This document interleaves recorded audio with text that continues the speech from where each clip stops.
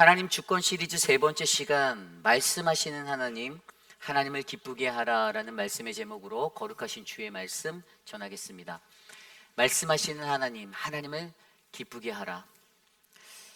우리는 아모스서를 통하여서 지금까지 심판하시는 하나님, 그리고 어제 말씀을 통해서 질서의 하나님, 그리고 오늘 말씀을 통해 말씀하시는 하나님이라는 말씀의 주제 설교를 듣고 있습니다. 하나님의 주권이 이 세상 가운데 가득하고 또 이 나라를 다스리심을 우리가 말씀 안에서 순종하고 믿기를 간절히 소망합니다. 그래서 오늘 말씀은요, 하나님의 그 주권을 나타내는 말씀하시는 하나님, 저와 여러분 우리가 어떻게 하나님을 기쁘게 해야 할지 그것에 대해서 한번 생각해 보려 합니다. 아모스서 4장 4절로부터 13절, 오늘 우리가 읽은 본문 말씀에 굉장히 많이 반복되어져서 나오는 구절이 있습니다. 그것은 바로 주 여호와의 말씀이니라라는 말씀이에요. 센스 있는 분들은 벌써 알아채셨겠지만 모든 것들을 말씀하시면서 주 여호와의 말씀, 주 여호와께서 말씀하셨다라고 우리에게 말해주고 있어요. 여러분, 오늘 말씀, 특별히 이 말씀은요, 주님이 말씀하셨는데 어떤 말씀인가 하면 6절부터 11절까지의 내용은요, 7가지 재앙을 얘기한 거거든요. 내가 너희에게 이렇게 하였는데 너희가 내게 돌아오지 않았어 라고 말씀하시는 그 관용구가 보여요. 그리고 그것에 대한 결론이 바로 12절인데 그 12절이 뭐냐 하면, 이스라엘아, 내가 이와 같이 내게 행하리라. 그러므로, 따라서 너희가 안 했기 때문에, therefore, 그러므로 I will do to that, 이렇게 말하는 거예요. 내가 그렇게 행할 거야. 무엇을요? 이스라엘아, 내 하나님 만나기를 준비해라 라고 말하고 있어요. 하나님을 만나기를 준비하라. 그냥 문장을 들었을 때는 문자적으로 우리가 하나님을 기다리고 잘 준비해서 만나야겠다라는 그러한 해석을 할 수 있지만, 조금 더 디테일하게 내로하게 들여다보면 이것은 앞서 설명된 7가지의 재앙들, 하나님이 내가 너를 심판할 거야 라고 말씀하시는, 그래서 내 하나님 만나기를 준비해, 너 거기 딱 기다려 라고 말하는, 어찌 보면 최후 통첩과도 같은 하나님의 경고 메시지예요. 하나님의 심판의 메시지가 오늘 하나님의 말씀으로 북이스라엘 땅에 울려 퍼지고 있습니다. 하나님이 주 여호와의 말씀하심으로 그들에게 말씀하고 계시는 거예요. 오늘 이 시대를 살아가는 저와 여러분들, 오늘 우리에게도 하나님은 말씀하고 계십니다. 그리고 그 말씀 속에서 제가 앞서 설명드린 대로, 어제 말씀에서 제가 설명드렸잖아요. 보응이라고 말하는 히브리어 파카드, 이것은 양면적인 의미가 있다고 했어요. 그냥 단순한 축복, 보응이라는 것이 축복의 자리도 될 수 있고 심판의 자리도 될 수 있는데, 그 결과는 내가 하나님을 어떻게 대하는가에 달려있다라고 제가 설명드렸습니다. 무조건적으로 보응하면 어원적으로 무서운 얘기네, 내가 심판받나, 내가 벌받나, 내가 퍼니쉬를 받나, 이런 생각을 하지만, 분명 하나님은 하나님의 말씀대로 살아가는 자들에게 똑같은 보응이 아닌 다른 축복의 보응을 더하시는 하나님이심을 우리가 믿어야만 합니다.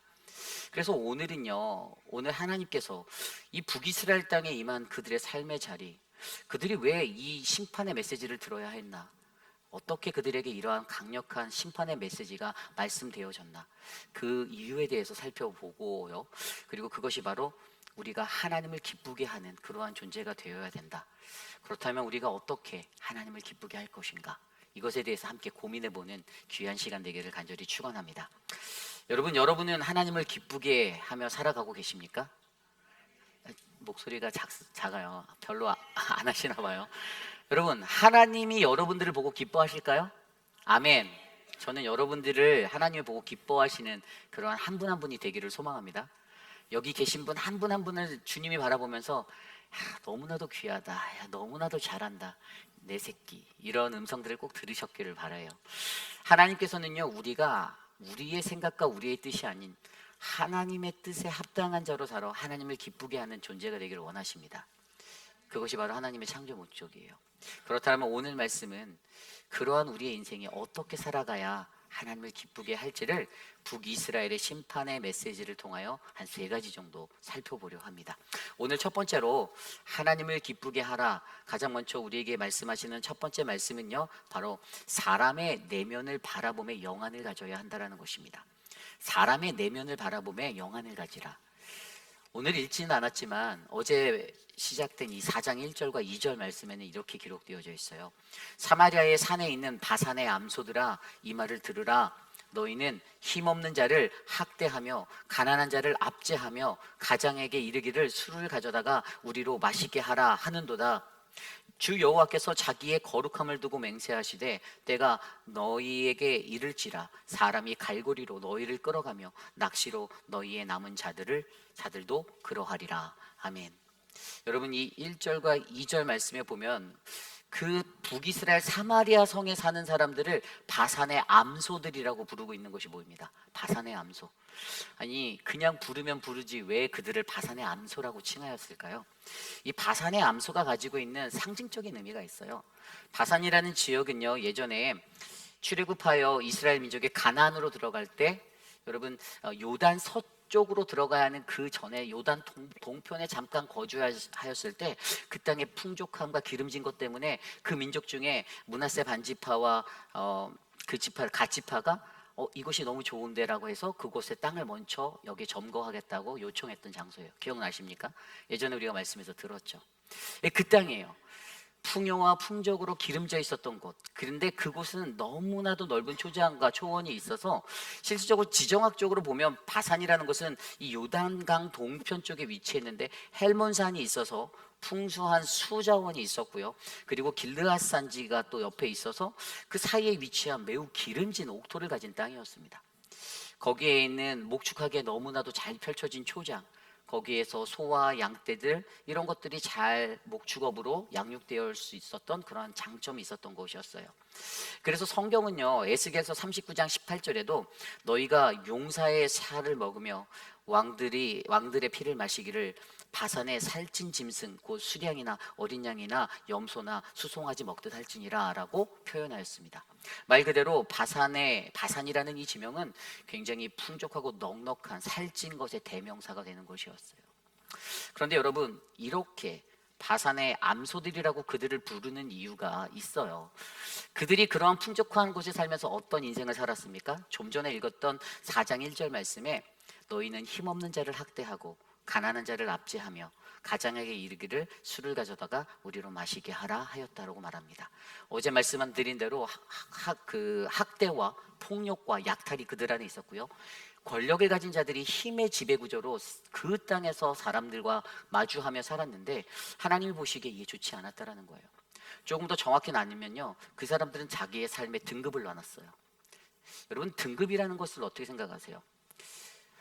세상에 보면 저와 여러분들이 좋아하는 소고기, 그 소고기도 등급이 나눠져 있는 거 아십니까? 커스트코에 가면 제일 좋은 게 뭐죠? 스테이크요? 예, 감사합니다. 예, 스테이크 좋죠. 네, 프라임이에요, 프라임. 기억나십니까? 그 프라임 다음 버전이 뭐죠? 초이스예요, 초이스 버전. 그 다음에 초이스 다음은 뭐죠? 셀렉트 다음 8개로 나눠져 있어요. 이게 사실 미국에서는요, 미국의 이 소고기에 대해서 등급을 농무부가 나눠놨는데 8가지 나눴는데 프라임이 있고 초이스가 있고 셀렉트가 있어요. 그리고 그 다음에는 스탠다드가 있고 그 다음에 커머셜이 나오고요. 그 다음에는 유틸리티라는 것이 있고 그 밑에 커터가 있고 그 마지막에 캔너라는 게 있어요. 그러니까 이것들이 어떻게 등급이 되나를 그 기준을 봤더니 이 마블링이라고 말하는 어떤 그 기름이 지방이 많은 거, 이 함유도에 따라 지방이 풍부한 거, 이게 좋은 거예요. 그리고 그 연도가 얼마 안 된 아주 새끼 같은 아주 싱싱한 이런 것들, 결국에 마블링이 많고 성숙도가 낮을수록 가장 좋은 최고의 품질의 프라임이 되는데, 아니 뭐 이게 소에 관한 기준이잖아요. 그런데 북이스라엘 사람들에게도 자신들의 삶에 이런 삶의 기준이 있어서 나는 프라임이다 이러고 살았던 거예요. 자기들은 프라임인 거예요. 같이 사는 가난하고 연약한 사람들은 절대로 자신들과 상종할 수 없는, 자신들이 함께할 수 없는 그런 존재처럼 여겼다라는 거예요. 그러니까 그러한 사람들을 향해서 학대와 폭력과 약탈이 늘어만 갔습니다. 그런데 결국에 하나님이 아까 읽었던 4장 2절 말씀에 뭐라고 하셨냐면 주 여호와께서 자기의 거룩함을 두고 맹세하셨다고 말해요. 내가 너희를 심판할 거야. 이것은 무슨 말인가 하면 하나님의 거룩함이 땅에 떨어진 거예요. 그들이 그렇게 세상의 원리대로 등급을 매기고 살아가는 그 모습들을 보이니 하나님이 원하시는 세상이 아니고 인간들이 판을 치는 세상이 되어 있었다는 것입니다. 여러분, 우리 하나님은 저와 여러분들 삶에 나의 등급을 높이려는 그런 신앙생활을 원하지 않으세요. 내가 이 신앙생활하면서 내가 교회에서 점점 높은 자리에 올라가고 높은 위치의 사람이 되기를 하나님 바라지 않으세요. 다만 우리 하나님이 원하시는 것은 어떠한 삶의 모습이든지 우리 각자에게 맡겨진 자리에서 최선을 하며 살아가는 아름다운 인생이 되기를 하나님은 원하십니다. 세상에 수많은 사람들은요, 여러분, 제가 어렸을 때 학교를 다닐 때만 해도요, 이 사교육이 넘쳐났어요.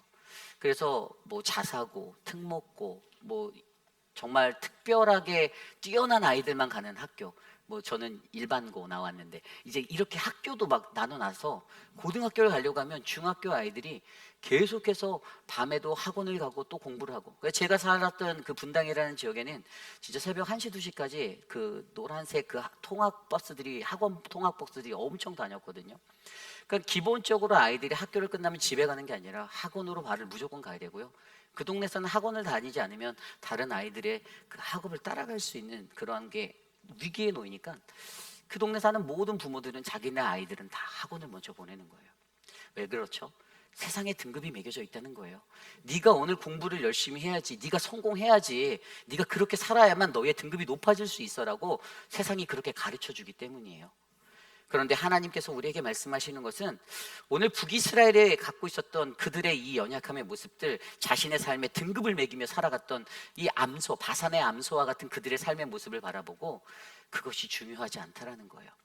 세상이 주는 기준으로 세상은 겉모습만 바라보고 저 사람 괜찮은 사람이네, 저 사람 지위가 있으면 저 사람 괜찮은 사람이네, 저 사람이 어떤 높은 위치에 있으면 저 사람 힘 있는 사람이네 라고 판단하는 우리의 인간의 썩어 빠지고 잘못된 관념을 깨뜨려 버리라고 말씀하시는 거예요.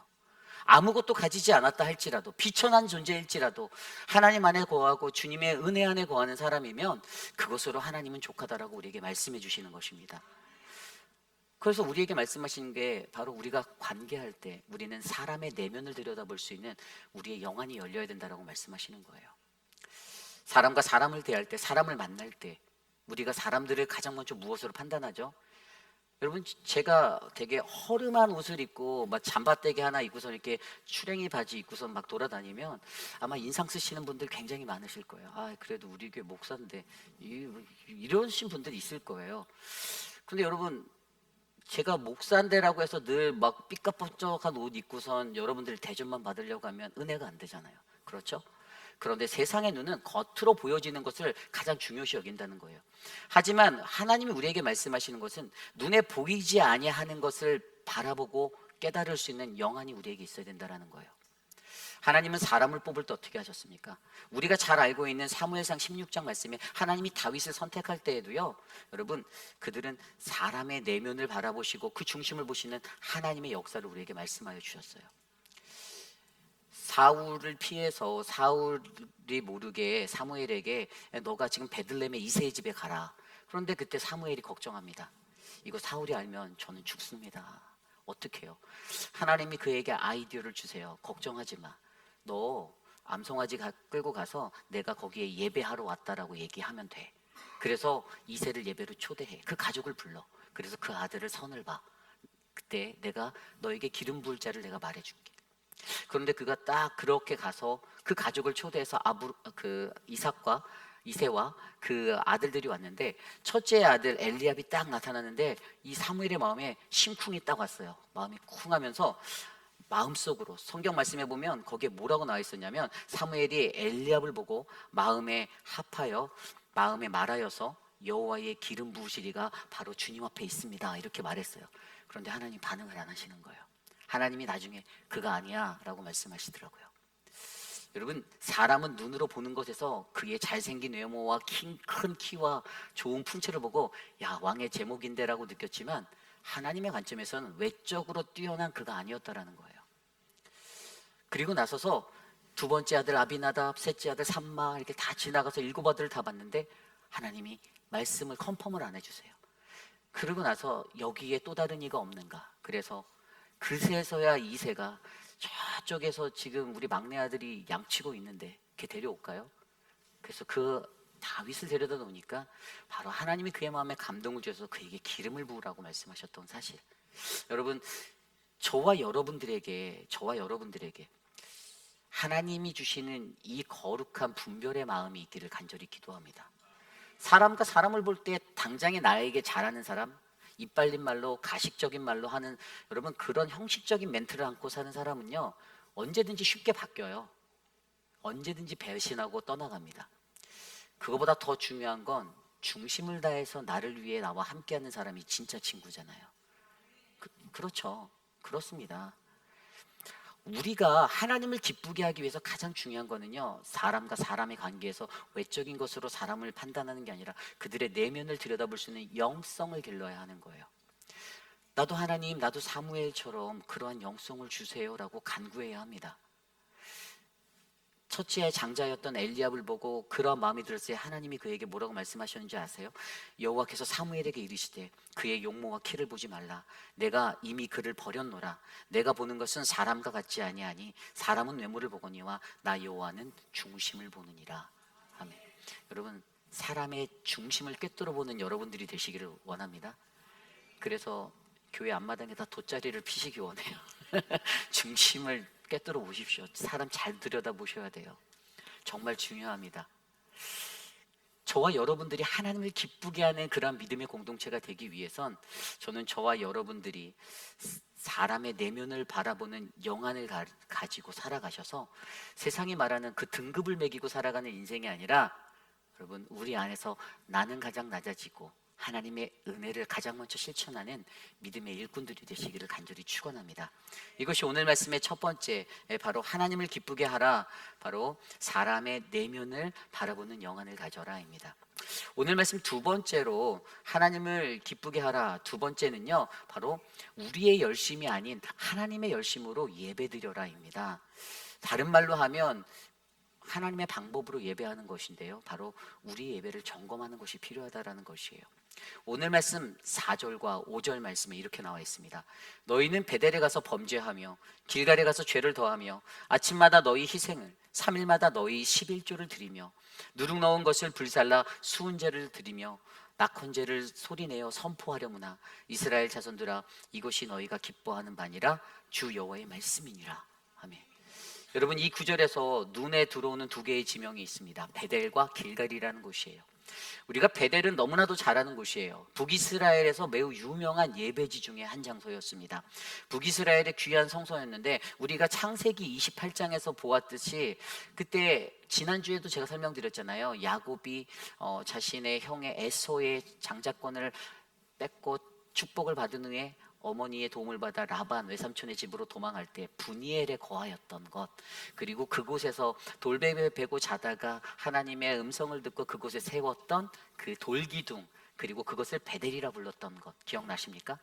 하나님 당신이 나에게 이렇게 나를 안전하게 다시 돌아오게 하면 내가 당신을 예배하리라.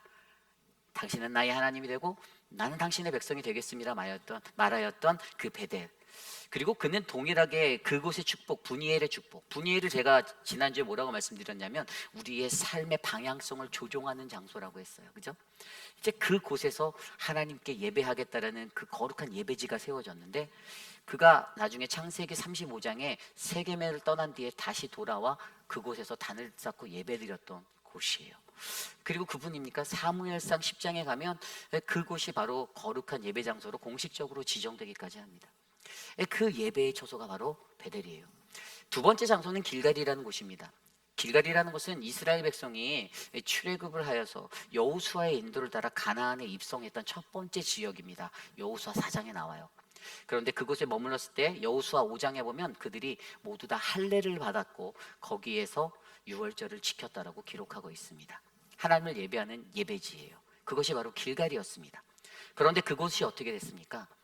오늘 북이스라엘의 시대 때, 아모스의 이 시대 때는요 이 두 곳이 북이스라엘의 타락한 종교적 본산지가 되었습니다. 우리가 잘 알듯이 북이스라엘이 남유다와 분리해서 나올 때에 르호보암에게 사람들이 옮겨갈까 봐 예루살렘 성으로 못 올라가게 했잖아요. 그래서 베델에 단을 쌓아서 뭘 만들었죠? 금송아지. 그곳에 금송아지가 있었던 그러한 위기가 있었어요. 그리고 길갈에서도 동일하게 종교적 성지로서 쓰임 받아야 하는데 그들이 그곳에서 드리는 예배가 하나님께 은혜가 되지 않는 그런 예배의 자리였다라는 것이죠. 그래서 오늘 말씀은 4절에 베델에 가서 범죄하고 길갈에 가서 죄를 더했다. 아니 어떻게, 이게 다른 말로 하면 현대식 말로 바꾸면 교회에 가서 범죄하고 교회에 가서 죄를 더하였다, 이게 되는 거거든요. 아니 어떻게 했길래 그들이 예배드리러 가서 죄를 더하고 범죄하고 돌아왔냐라는 거예요. 그 상세한 내용이 그 뒤에 나와 있죠. 첫 번째로 아침마다 너희 희생을, 이거는 구약 성경이 제시하였던 상번제를 말하는 거예요. 이스라엘 백성들에게 하나님이 아침마다 그들에게 상번제로 나아가라고, 번제를 드려서 나아가라고 했는데, 그런데 그들이 이 상번제를 드릴 때 어떤 실수를 했냐. 오늘 이 구절을 원어 성경, 히브리어 성경으로 보면 이 상번제, 너희 희생에 해당하는 이 희생이라는 단어가 원래는 상번제를 뜻하는 히브리어 올라라는 단어로 되어 있어야 되는데 히브리어 제바흐로 되어 있어요. 이 히브리어 제바흐라는 것은 번제가 아니에요. 이것은 그냥 감사제, 서원제예요. 그러니까 하나님은 그들에게 번제를 드려서 나를 예배해라고 가르쳐 주셨는데 그들이 상번제를 드릴 때 감사제나 서원제 같은 제바흐로 예배 드렸다라는 거예요. 두 번째 이야기는요, 그 뒤에 나오는 3일마다 너희 11조를 드리며, 그들이 3일마다 11조 드렸대요. 좋은 거죠. 교회 입장에서는 와, 수입이 늘어나니까 좋다고 느낄 수 있어요. 그런데 여러분, 성경이 말한 11조는 뭡니까? 1년에 한 번 정확한 소출의 10분의 1을 하나님께 가장 먼저 드리는 것입니다. 그리고 3년에 한 번 구제와 그 구제의 것들을 하기 위해 또 다른 10분의 1을 또 떼서 드리는, 이게 진짜 11조인데 오늘 말씀에 나온 이 11조라는 단어는 두 번째로 말한 3년에 한 번씩 드리는 것을 말하는 거예요. 그런데 그들이 나는 3일마다 이거 해 라고 자랑하는 거예요. 3일마다 자기들이 법을 바꿨어요. 3일마다로. 세 번째 것은요, 누룩 넣은 것을 불살라 수은제로 드리며, 원래 수은제를 드릴 때는 누룩을 넣어서 드리는 게 아니라 누룩을 빼고 드리는 거예요. 근데 그들이 그 법을 또 바꿨어요. 네 번째 마지막으로 나와 있는 낙헌제. 여러분, 낙헌제가 무엇인가 하면 하나님이 이것을 받아주실지 안 받아주실지 모르겠는 거예요. 그러니까 조용히 드려야 하는 건데 그들이 낙헌제를 하고 어떻게 했습니까? 야, 나 낙헌제 했어, 나 예배했어 라고 말하고 다니는 거예요. 자기 입으로 떠드는 거예요. 하나님께 드렸어 라고 말하는 거예요. 오늘 이것들이 공통적으로 가지는 것은 무엇인가 하면 하나님이 주신 예배의 목적이 아닌 인간이 편의대로 그 예배의 모양을 바꾸었다라는 것입니다. 여러분, 우리는 때로 살아갈 때 우리의 열심으로 하나님이 주신 것들을 바꿀 때가 있어요. 그렇지 않나요? 하나님이 예배할 때 이렇게 예배하라고 우리들에게 가르쳐 주신 하나님의 말씀이 있는데 그 말씀이 아닌 나의 방법대로 예배를 변형할 때가 많다라는 거예요. 요즘 세대의 사람들은 오래 앉아있는 게 어려우니 목사님 설교는 15분 이내에 끝내주십시오 라고 바꾸기도 하고요. 예배가 1시간을 넘어가면 안 됩니다 라고, 우리 교회는 아니지만 다른 교회에서 사역하는 목사님들이 저에게 얘기하더라고요. 부임하여 갔더니 장로님들이 예배의 메뉴를 정해주시더라. 그래서 제가 물어봤어요. 어떻게 했니 했더니 따랐지, 살아남아야 되니까, 이렇게 얘기를 하더라고요. 여러분, 하나님을 기쁘시게 하는 예배는요, 우리의 방법이 아니라 하나님의 열심, 하나님의 방법대로 드려지는 예배가 되어야 할 줄 믿습니다. 하나님께 어떻게 예배하는가, 여러분, 그것의 가장 정석적인 매뉴얼이 창세기 22장에 바로 모리아산에서 하나님께 자신의 외아들을 드리라고 요청하셨던 그 모리아산에서의 번제가 가장 좋은 예화예요. 하나님의 말씀을 듣고 근심 걱정 많은 아브라함이 자신의 독자 이삭을 데리고 아침 일찍부터 2명의 종을 데리고 올라갑니다. 산 중턱에 올라갔을 때 그 2명의 종에게 이렇게 말합니다. 나는 지금 저곳으로 가서 산에 가서 예배 드리고 다시 돌아올 테니 너희는 여기 기다리고 있어. 내 아들과 갔다 올게. 내가 예배하고 돌아올게 라고 말합니다. 올라가는 길에 아들이 묻습니다. 아빠, 나무는 있고 불도 있는데 그런데 번제로 드릴 재물은 어디 있습니까? 아버지께서 이렇게 얘기하죠. 아브라함이 이렇게 말합니다. 하나님께서 자기를 위하여 준비하여 놓으셨다라고 말합니다. 그리고 묵묵하게 올라가서 자기의 아들, 사랑하는 아들을 그 나무에 묶고 제단에 묶어 놓고 칼을 들어서 치려는 순간 하나님이 그것을 멈추게 하십니다. 성경에 그 22장 9절에 보면 하나님이 그에게 일러주신 곳에 이르러서 하나님이 명령하신 모든 것대로 그가 행하였다라고 말합니다. 여러분, 예배는 이렇게 드리는 겁니다. 자신의 계획과 자신의 생각이 있다 할지라도 하나님의 계획과 하나님의 방법대로 예배하는 자가 진정한 예배자, 참된 예배자가 되는 것입니다. 하나님이 그러한 자를 기다리시고 그러한 자를 바라고 계세요. 저는 저와 여러분 우리 모두가 나는 하나님을 기쁘게 하는 존재가 되기 위해서 우리의 열심이 아닌 하나님의 열심으로 예배하시는 믿음의 사람들이 되시기를 원합니다. 내가 오늘 예배를 얼마나 힘들게 왔는데, 내가 예배 이렇게 왔는데, 여러분 자랑할 것이 아니라는 거예요. 그냥 있는 모습 그대로 예배 드리고 떠나가면 하나님이 그 자리를 축복해 주신다는 겁니다. 저와 여러분의 삶에 그러한 은혜가 넘쳐나는 믿음의 일꾼들이 우리 교회에 많아지기를 간절히 축원합니다. 오늘 마지막으로 세 번째, 하나님을 기쁘게 하라. 세 번째 말씀은요, 바로 하나님의 영적 전쟁을 이해해야 한다라고 말씀하십니다. 다른 말로 하면 이것이 무엇인가 하면 우리의 완악함을 깨뜨리는 것이에요.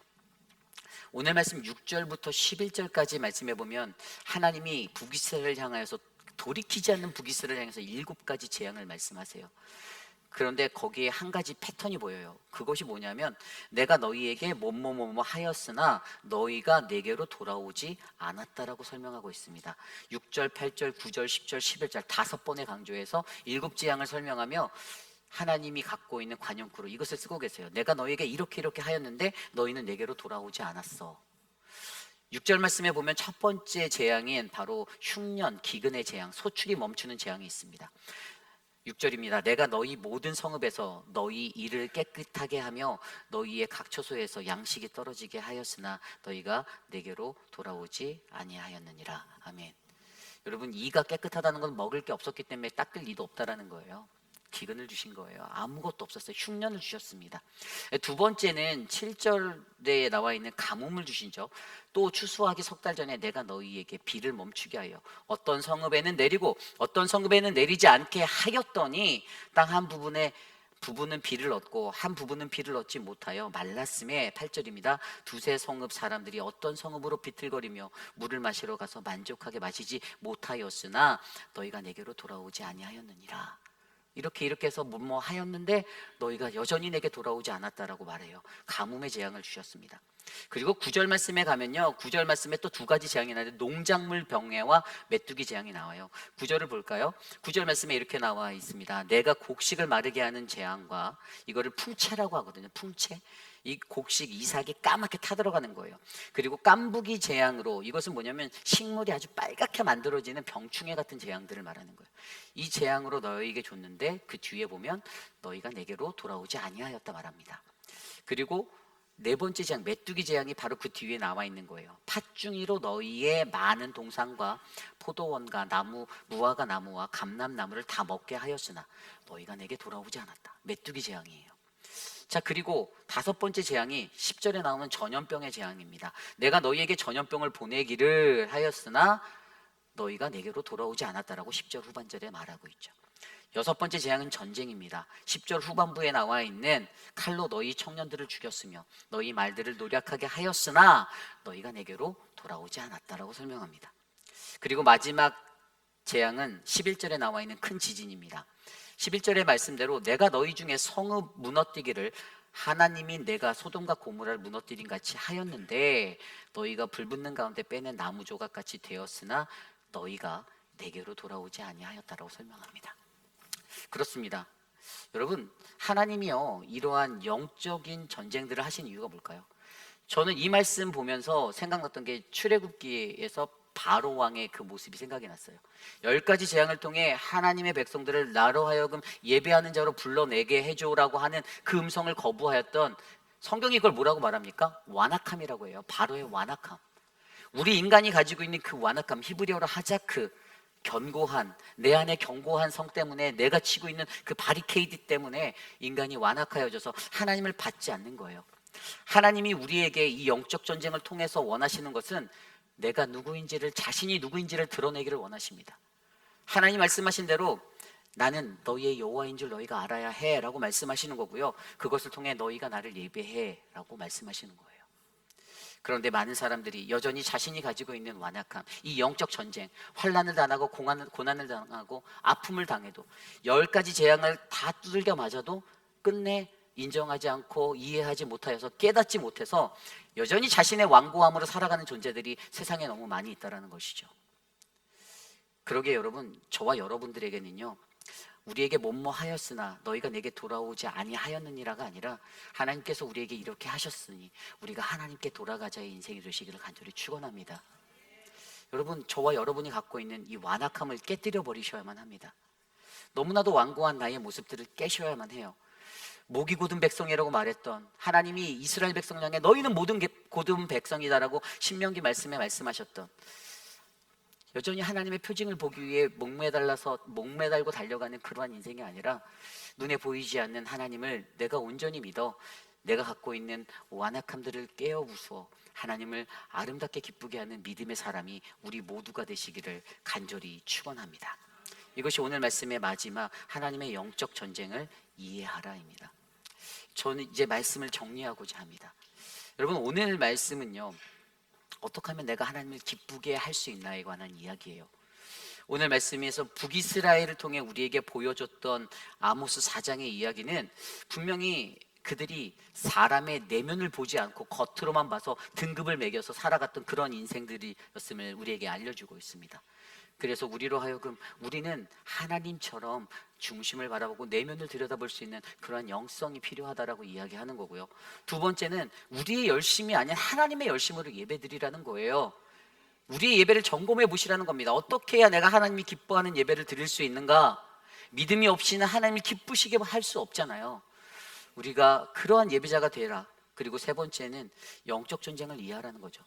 하나님이 우리에게, 돌이키지 않는 우리들에게 이런 재앙들을 부어주실 때 그것을 맞으면서 우리는 깨달아야 합니다. 돌아가야 해요. 이것을 우리들에게 말씀해 주시는 거예요. 나의 완악함이 무너지고 나의 완악함이 깨어져서 하나님을 예배하는 진정한 기쁨의 사람이 우리들이 될 수 있도록 기도하셔야만 합니다. 저는 목회라는 현장에서 목회를 하며 매일 주일마다 하나님 앞에 나아올 때 제 마음속에 이러한 두려움을 느낄 때가 있어요. 어떠한 두려움이냐면, 사실은 진정한 예배자로 내가 하나님을 예배한다라고 강단에 서는데 함께하는 성도님들 마음에 행여라도 제 삶에 있는 이 치열한 걱정거리가 저들에게 일어나지 않을까라는 고민. 이게 무슨 말인가 하면, 설교자로 살아갈 때 여러분, 하나님 앞에서 저는 내가 진정으로 하나님 앞에 이 말씀을 전할 수 있는 자격이 있는가? 이런 생각들을 많이 돌아보거든요. 개인적으로 저에게는 이게 어떤 삶의 저항이고 갈등이에요. 늘 말씀을 준비하면서도 내가 그러한 존재가 나도 아닌데라는 그런 생각과 자책이 들 때마다 찾아오는 두려움이 있는데, 어찌 보면 목회자로서 설교자로서 평생을 안고 끌어가야 하는 저만의 문제겠지만, 그런데 이러한 치열한 삶의 현장 가운데서 저는 매일 주일마다 내가 진실로 주님을 진실을 담아서 전달할 수 있는 설교자가 되는가, 이런 생각들을 해요. 세상에 있는 수많은 설교자들이요, 여러분, 자기가 설교하면 강단 밑에 앉아서 팔짱 딱 끼고 평가하는 그 성도들, 그 교인들이 앉아서 그래 오늘 어떻게 설교하나 한번 보자고 성도들이 평가를 매기잖아요. 목회자들의 설교를 평가하잖아요. 평가하고 나서 그것을 바라보는 목회자들은 한편으로 내가 어떻게 하면 저 성도들을 만족시키지? 이러면서 그들에게 만족을 주기 위해서 설교를 하다 보니 가면을 쓰게 돼요. 설교자로서의 사명이 무너지고 하나님이 전하라는 그 사명도 무너지고, 그냥 회중들에게 달콤한 말을 전해서 내가 어떻게 하면 한 해를 더 이곳에서 목회할 수 있을까? 어떻게 하면 내가 여기서 롱런할 수 있을까를 고민하는 목사들이 세상에 많다라는 거예요. 저는 개인적으로 그게 가장 큰 고민이에요. 목회를 하면서 하나님 앞에 내가 어떠한 기쁨이 될지 생각해 보니 저에게는 이러한 걱정, 고민들이 넘쳐나요. 그런데 지난주에 오셨던 노진준 목사님이, 그가 예배사색이라는 책을 2022년도에 쓰셨는데 그 책에 이런 구절이 제 마음을 지나가더라고요. 참된 예배는 단순히 뜨거운 감동적인 찬양과 훌륭하게 전달되어지는 설교가 아니라 주님 내가 아닙니다, 오직 그리스도이십니다라는 이 고백을 진실하게 하는 것이 참된 예배라고 말씀하고 있더라고요. 여러분, 참된 예배는요, 오늘 내가 만족하고 내가 기분 좋게 은혜 받았어, 그래서 나갈 때 목사들에게 오늘 은혜 받았습니다, 이 고백이 아니라 저 문 밖을 나갈 때 내가 아닙니다, 오직 그리스도 예수뿐입니다라는 이 고백을 듣는 그러한 예배가 일어나기를 간절히 축원합니다. 저는 여러분들의 고백이 그러한 고백이 되기를 소망합니다. 어떠한 삶의 영혼, 어떤 열정이 있든 무엇이 있든 영혼 구원에 열심을 하고 선교회도 열심히 하고 전도도 열심히 하고 그래서 예배도 열심히 하는 우리 교회 되길 원합니다. 하나님을 기쁘게 하기에 합당한 저와 여러분 우리 모두가 되기를 소망하며 우리 함께 아름답게 하나님 말씀하시는 하나님 앞에서 그분의 주권을 경험하시기를 간절히 축원합니다. 이 시간 오늘 우리 임직식을 진행하도록 하겠습니다. 우리 김민준 장로님 쪽에 제가 기도하고 임직식을 시작하도록 하겠습니다. 사랑과 은혜가 풍성하신 주님 감사합니다. 사랑하는 몸된 교회에 하나님의 일꾼들을 세워주시니 감사합니다. 하나님, 연약하고 부족한 자들이지만 하나님이 주신 사명 알고 최선을 다해 하나님 앞에 섭니다. 하나님, 오늘 이 자리에서 임직되어지는 두 분의 장로님들과 두 분의 안수 집사님에게 하나님의 은혜를 주셔서 하나님 우리 교회가 더욱더 강건하여지도록 힘을 주시옵소서. 존귀하신 예수님 이름으로 감사하며 기도드렸사옵나이다. 아멘. 우리 김민 장로님께서 임직자들을 소개하도록 하겠습니다. 제가 임직자를 꾸며갈 때 일어서 주시기 바랍니다. 김태 장로, 김춘호, 이재용, 미스터 아이라 워터리 맥콘, 그레이스 노리스. 이분들은 신임 안수 집사로 기택되었기에 오늘 교우들 앞에서 소개합니다. 이들은 각각 공동위원회 선출과 당의 결정으로 기택된 이들입니다. 이에 임직하여 주시기를 당회의장 때 청원드립니다. 예, 여러분들께서 들으신 대로 우리 김춘호 또 이재용 장로님이 장로로 재심을 받았고요. 우리 아이라 월터 리 맥홈 안수 집사님으로 또 그레이스 노리스 집사님도 안수 집사님으로 이렇게 피택되었습니다. 이 시간 여러 회중들께 우리 김민준 장로님께서 문답을 나누어 주시겠습니다. 여러분께서는 자리에서 일어서 주시기 바랍니다.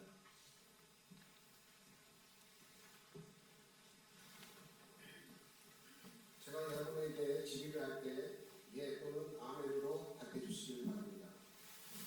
해일 한인 전국의 교인 여러분들은 여러분을 그리스도의 길로 인도하기 위해 하나님께서 김치로 이재용 장로를 여러분들의 장로로 세우신 것을 받아들이겠습니까? 해일 한인 전국의 교인 여러분들은 홀로 교회의 머리 되시는 예수 그리스도를 섬기면서 장로로 부름받은 이들을 격려하고 이들의 결정을 존중하며 이들이 여러분을 인도할 때에 항상 순종하기로 동의하십니까? 네, 우리 장로로 재신임 받으시는 김춘호 이재용 장로 앞으로 한 걸음 더 나와 주시고요. 이제 제가 임직하시는 두 분께 질의하도록 하겠습니다. 우리 오른손을 들어 주시고요. 이 세상에서 가장 큰 우렁찬 목소리로 화답하여 주시면 감사하겠습니다. 아멘으로 화답하여 주시면 감사하겠습니다. 여러분은 신구약 66권의 성경은 하나님의 말씀이고 또 신앙과 행위에 대하여 정확무오한 유일한 법칙임을 믿으십니까? 감사합니다. 여러분은 본 장로의 정치와 번진 조례와 예배 모범을 정당한 것으로 인정하십니까? 여러분은 3년의 장로의 직분을 받고 늘 하나님의 말씀을 신뢰하며 하나님의 은혜를 의지하여 언제나 정직과 진실한 마음으로 맡겨진 직분에 관한 범사를 힘써 행하기로 서약하십니까? 여러분은 당회를 이루는 목회자와 또 다른 시무 장로들과 하나됨을 위하여 배려와 하나됨의 한 마음으로 맡겨진 사역에 임할 것을 서약하십니까? 여러분은 회의빛 아닌 장로교회에 장로로서 맡겨진 거룩한 주의 백성들을 돌보고 예배와 양육과 봉사에 헌신함으로써 충성된 시무장로가 될 것을 약속하십니까? 마지막입니다. 여러분은 교회 공의회에서 봉사하면서 정치와 권징에 동참하고 또 당신의 섬김에서 예수 그리스도의 사랑과 공의를 나타내도록 힘쓰시겠습니까? 예, 감사합니다. 예, 두 분 잠깐 자리로 올라와 주시고요. 우리 장로님들 다른 분들 올라오셔서 같이 기도해 주시겠습니다. 우리 올라오셔서 안수하도록 하겠습니다. 우선 장로로 임직하시는 분들 두 분을 먼저 제가 선포하고 올라오셔서 기도하고 안수하고 선포하도록 하겠습니다. 우리 두 분 올라오시죠. 네.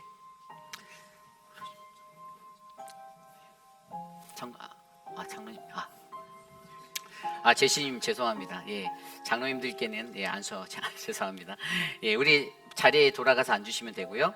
우리 집사로 임직하시는 우리 두 분, 우리 미스터 맥콤 그리고 그레이스 노리스 집사님께 질의를 드리도록 하겠습니다. 우리 김민준 장로님께서 회중에게 먼저 질의해 주시면 감사하겠습니다.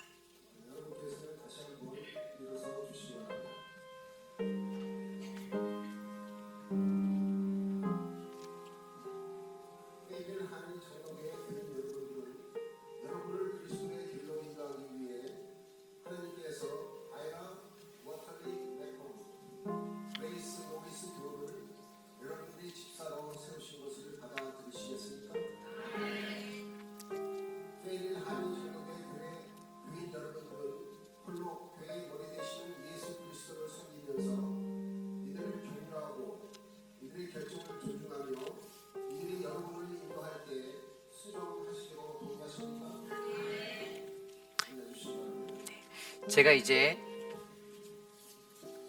임직하시는 두 분의 안수 집사님께 질의 드리도록 하겠습니다. 여러분은 신구약 66권은 하나님의 말씀이요 또 신앙과 행위에 대하여 정확무오한 유일한 법칙임을 믿으십니까? 아멘. 여러분은 본 장로의 정치와 권징 조례와 예배 모범을 정당한 것으로 인정하십니까?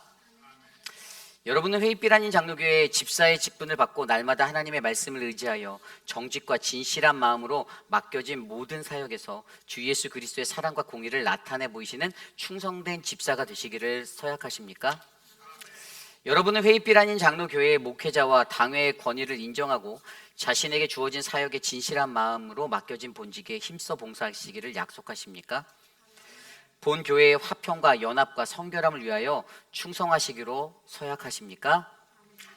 예, 이 시간 우리 장로님들 나오시고요. 우리 두 분 올라오셔서 우리 안수 받으시고 선포하도록 하겠습니다.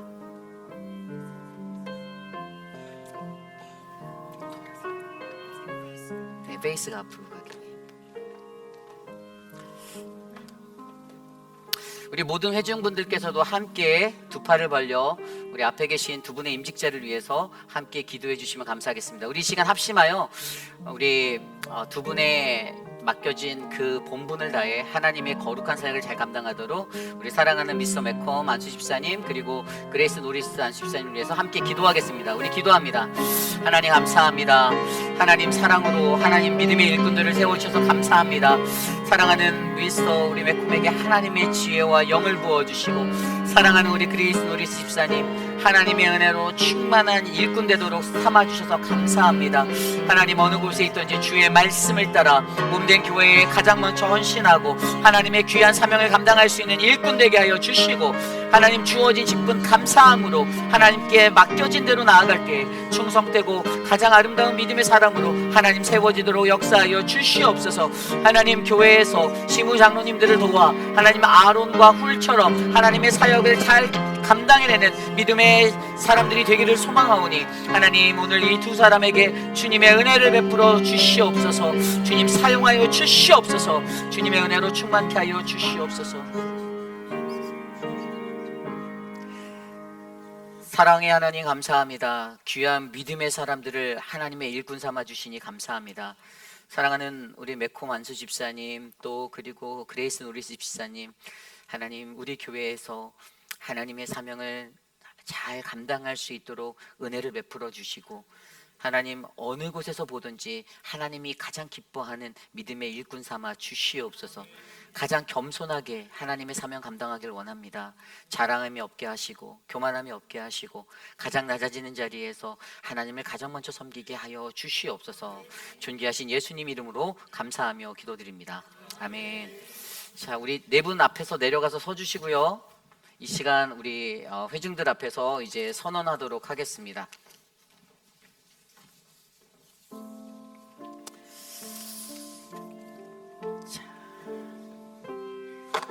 임직패도 제가 먼저 나눠드리고요. 네. 자, 우리 김춘호 장로님께 먼저 드리도록 하겠습니다. 사랑하는 믿음의 아들 김춘호 장로님을 본교회 회의필 한인 장로교회 심우 장로로 임명합니다. 2024년 12월 8일 회의필 한인 장로교회 당회장 이유리 목사. 감사합니다. 사랑하는 우리 이재영 믿음의 아들 이재영 장로님을 본교회 회의필 한인 장로교회 심우 장로로 임명합니다. 2024년 12월 8일 날짜는 동일합니다. 그리고 안수 집사님으로 우리 그레이스 노리스 집사님, 사랑하는 우리 그레이스 노리스 집사님을 본교회 안수 집사로 임명합니다. 2024년 12월 8일. 우리 사랑하는 아이라 웰터 리 맥콤 안수 집사님 본교회 안수 집사님으로 임명합니다. 우리 박수로 환영해 주시고 뒤로 돌아서시고요. 우리 성도님들께 우리 인사드리도록 하겠습니다. 하나, 둘, 셋 인사합니다. 자, 본교회 회의필 한인 장로교회는 신임 집사로 미스터 아이라 웰터리 맥콤 그리고 그레이스 노리스 집사님을 또 심우 장로로 김춘호 장로님, 이재영 장로님이 세워졌음을 믿음으로 선포합니다. 우리 환영의 박수 꽃다발 함께 드리도록 하겠습니다. 자, 꽃다발 주시고요.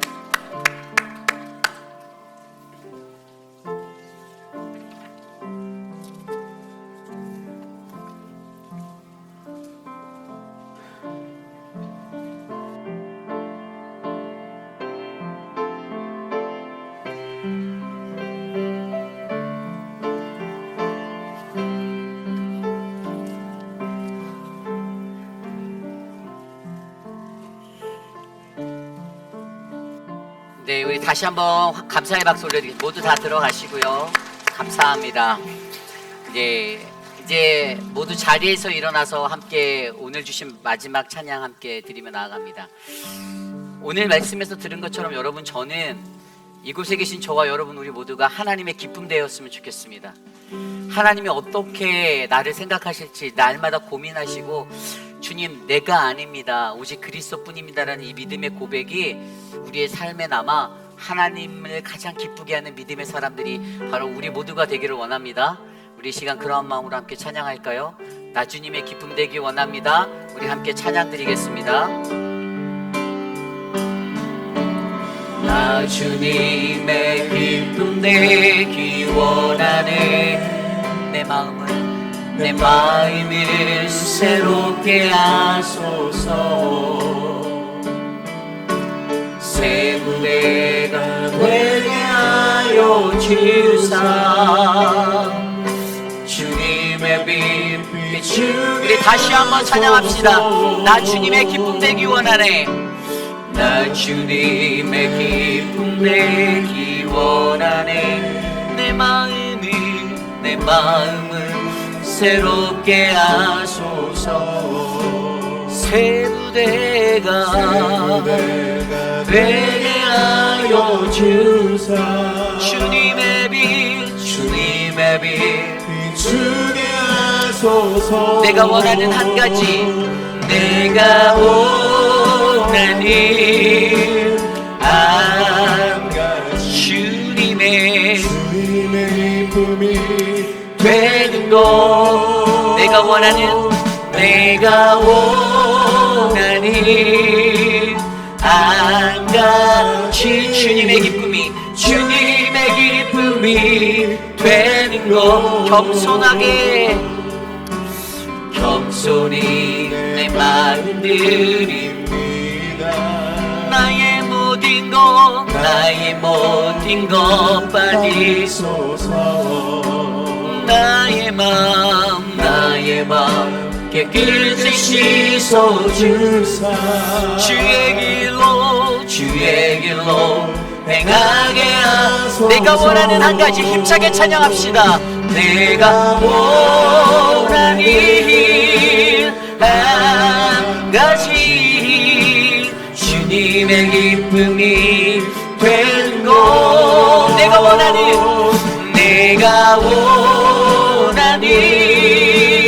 한 가지 주님의 기쁨이 되는 것. 내가 원하는 두 손 높이 들고 찬양합시다.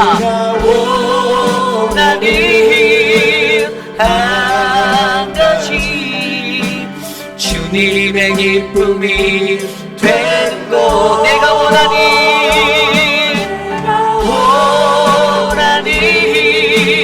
한 가지 주님의 기쁨이 되는 것. 주님의 기쁨이 되는 것. 주님의 기쁨이 되는 것.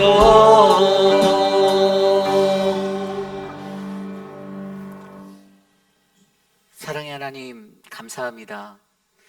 거룩하고 아름다운 하나님의 몸된 교회에 귀한 직분자들 하나님 불러주셔서 감사합니다. 사랑하는 김춘호 장로님, 이재영 장로님, 그리고 사랑하는 미스터 매콤 안수 집사님, 그레이스 노리스 안수 집사님, 하나님 새롭게 세워주신 믿음의 사람들 하나님의 사랑으로 붙잡아 주시고 주의 능력을 더하셔서 하나님 몸된 교회가 하나님 안에서 더욱더 바른 길을 걸어가도록 들어 사용하여 주시옵소서. 오늘 주신 말씀대로 하나님 우리가 어떻게 살아가야 하나님을 기쁘게 할 수 있을지 단 한 번이라도 고민해보는 우리들 되기를 원합니다. 내가 하나님께 정말 기쁨이 되는 삶이 되고 있는지, 하나님 주신 말씀대로 하나님 앞에 살아가는 믿음의 일꾼들이 이곳에 넘쳐나도록 도와주시옵소서.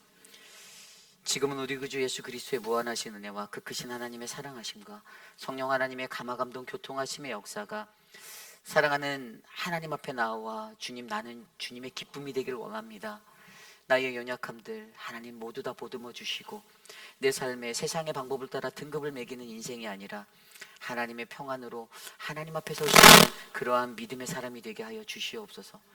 하나님, 내 온 마음과 정성을 다해 하나님의 계획과 하나님의 방법에 따라 예배하는 예배자가 되길 원합니다.